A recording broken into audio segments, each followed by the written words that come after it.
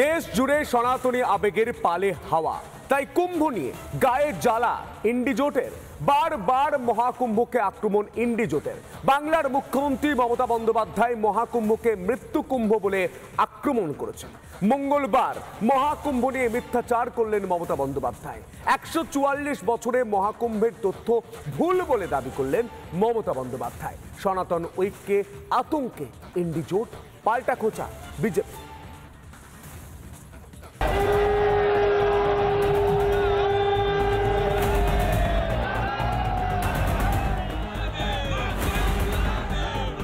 সামনেই 26-এর বিধানসভা নির্বাচন।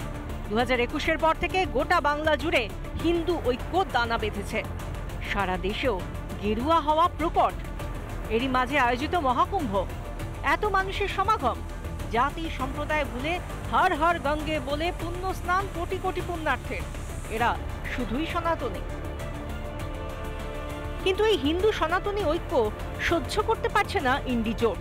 হিন্দুদের পবিত্র কুম্ভ স্নানকে फालतू बोलते छाड़ें ना क्यों क्यों क्या क्या क्या मांग करेंगे कुंभ में सर? जिस तरह से भीड़ बढ़ रही है, अरे सब कुंभ का क्या कोई मतलब है? फालतू है कुंभ।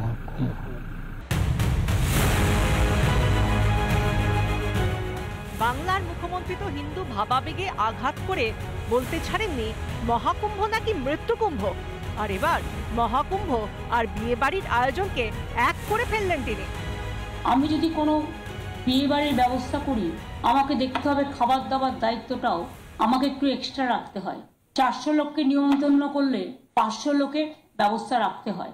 এটা হচ্ছে সিস্টেম।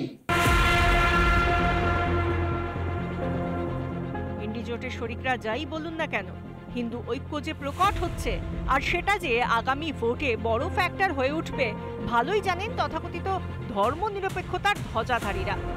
সনাতনে কি সিঁদুরে মেঘ দেখছে ইন্ডি? কি বললো জানি না, তবে এটুকু বলতে পারি যে সনাতনী ধর্মের কি পাওয়ার সেটা বুঝিয়ে দিল। গর্ব সে কহো যে हम সনাতনী হ্যায়। সনাতনীরা এক কাট্টা। গোটা দেশে, গোটা বাংলায় ভোটে এতদিন ধরে যে দুধেল গাইদের তোষণ করেছিল তৃণমূল ও তাদের সহযোগীরা, তাদের এবার পট পরিবর্তনের পালা। রিপাবলিক বাংলা।